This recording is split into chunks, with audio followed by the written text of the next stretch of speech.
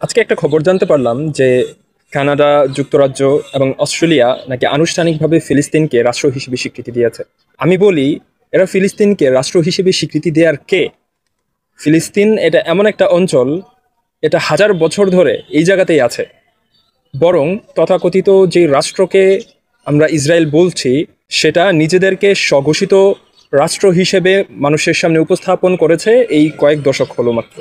আর ফিলিস্তিন এটা এমন একটা রাষ্ট্র যেটা হাজার বছর ধরে ওই জায়গার মধ্যেই আছে।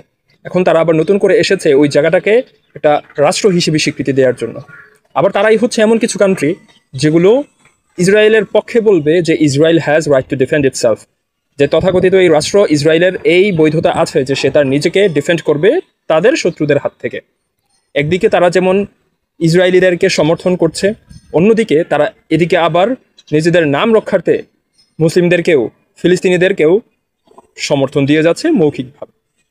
আসলে এরা এমন ভয়ঙ্কর শত্রু আমাদের, তারা আমাদেরকে দুই দিক দিয়ে আঘাত করে। একদিক দিয়ে আমাদের সাথে ভালো সেজে আমাদের সঙ্গে জুলুমের আচরণ করে, অপরদিকে আমাদের শত্রুদেরকে সাপোর্ট করে আমাদেরকে নির্মূল করার যত ধরনের প্রয়াস চালানো দরকার সেই সবগুলো তারা চালায়। আমাদের তাদের ব্যাপারে সতর্ক হতে হবে।